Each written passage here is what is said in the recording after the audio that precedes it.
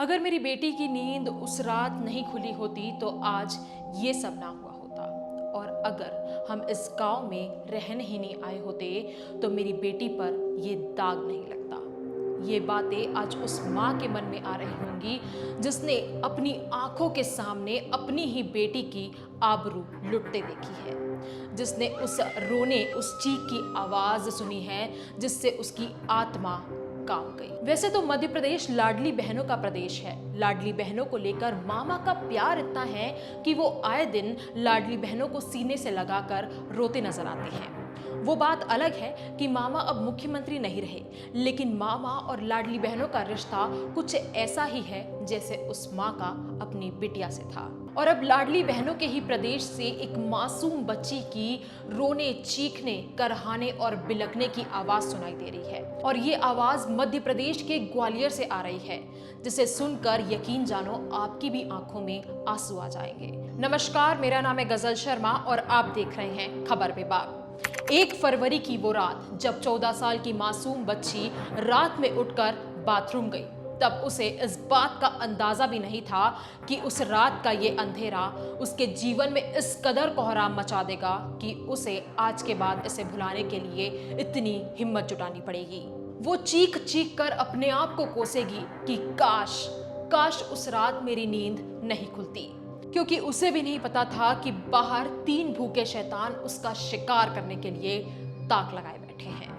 बस कुछ ही दिन पहले ये परिवार शिवपुरी जिले के भंवरपुर थाना क्षेत्र में रहने के लिए आया था। पेशे से मजदूर उस बाप ने अपने सपने में भी नहीं सोचा था कि जिस नए सवेरे की तलाश में वो उस गांव में अपने परिवार को लेकर रहने आया था, उसी गांव के 3 दरिंदे उसकी मासूम सी बेटी पर नजर गड़ाए हुए हैं। दरअसल मामला शिवपुरी जिले का है, जहां ये परिवार कुछ दिन पहले ही भंवरपुर थाना क्षेत्र में रहने के लिए आया है। बीती रात नाबालिग अपने भाई के साथ बाथरूम में गई थी, तभी 3 दरिंदों ने उन्हें घेर लिया। बचाव के लिए शोर मचाया। आवाज सुन जब माँ बाप बाहर आए तो उन्होंने देखा कि 2 लोग मासूम को पकड़े हुए हैं और उन बदमाशों ने मासूम के भाई की आवाज भी दबा दी थी। इन दरिंदों की हैवानियत ऐसी कि माता पिता के साथ भी मारपीट की और कट्टे की नोक पर बेटी के साथ दुष्कर्म किया। माँ बाप रोते बिलखते अपनी बेटी को छुड़वाने के लिए भीख मांगते रहे, लेकिन उन दरिंदों की हैवानियत ऐसी कि उनका दिल एक बार भी नहीं पसीजा। उन्होंने एक एक करके माँ बाप की आंखों के सामने उस लड़की के साथ, उस मासूम बच्ची के साथ दुष्कर्म किया। जरा सोचिए उस माँ की क्या हालत होगी कि जिस बच्ची को उसने 9 महीने अपनी कोख में रखा हो, उस बच्ची की चीखें, उसकी रोने की आवाज वो अपनी आंखों के सामने सुन रही है और वो कुछ भी नहीं कर पा रही है। जरा सोचिए उसकी हालत क्या होगी, उसके दिल पर क्या बीत रही होगी। जैसे ही तीसरे दरिंदे ने मासूम की ओर कदम बढ़ाया तो गांव वालों के शोर से वो सहम गया और तीनों ही हैवान वहां से भाग निकले। अब उस मासूम के माँ बाप टूट चुके थे। उनके परिवार को ऐसा सदमा लगा कि उनकी किसी से भी आंख मिलाने की हिम्मत नहीं बची थी। लेकिन गांव वालों ने ढांढस बंधाया और पुलिस की मदद लेने का सुझाव दिया। दिल पर पत्थर रखकर जब माँ बाप पुलिस के पास पहुंचे तो उन्होंने आपबीती बताई और इस दर्दनाक मंजर को सुनकर पुलिस की भी रूह कांप उठी। फिलहाल जांच जारी है। पुलिस का कहना है कि आरोपी जल्द पकड़ लिए जाएंगे। क्षेत्र में किस तरह की क्या घटना हुई है, अभी तक क्या कार्रवाई? ये 29 और 30 जनवरी के दरमियान ये रात में भंवरपुरा थाना क्षेत्र में एक नाबालिग बच्ची है, अपने माता पिता के साथ में रह रही है और रात में नेचर्स खोल के लिए जब वो बच्ची बाहर आई है तो उनके साथ 3 लोगों ने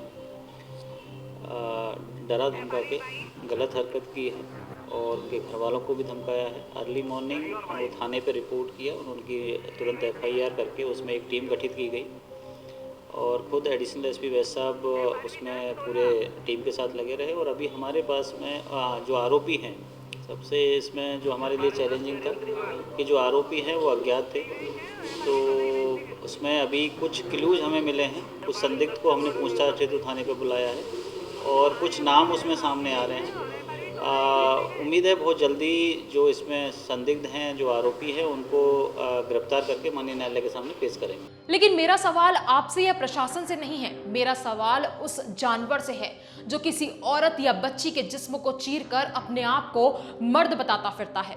किसने सेट किए हैं ये मर्दानगी के पैमाने? जब तुम जैसे गली के कुत्ते जब किसी बेचारी के शरीर को नोचोगे, क्या तभी मर्द कहलाओगे? तुम्हारी हवस के सामने क्या किसी की इज्जत कोई मायने नहीं रखती है? और अब सवाल उस समाज से कि क्या अब कोई सर ये कहने को तो नहीं उठेगा कि उस लड़की के पहनावे में ही दिक्कत थी, उस लड़की को रात में उठकर बाहर नहीं जाना चाहिए था? क्योंकि अगर ये सवाल आपके दिमाग में आ रहा है ना, तो आपको इलाज कराने की जरूरत है। मैं आपसे पूछती हूं कि इन दरिंदों का क्या करना चाहिए? जवाब दीजिए कि इन दरिंदों का क्या करना चाहिए। क्योंकि 21वीं सदी में जब भारत खुद को ग्लोबल पावर बताते फिर रहा है और ऐसी हरकतें भारत को कई साल पीछे धकेल रही है, कैसे बदलेगी ये सोच? हमें कमेंट कर जरूर बताएं। और इसके साथ ही क्या किया जाना चाहिए इन दरिंदों का, इसमें आपकी क्या राय है, हमें कमेंट कर बताएं। नमस्कार।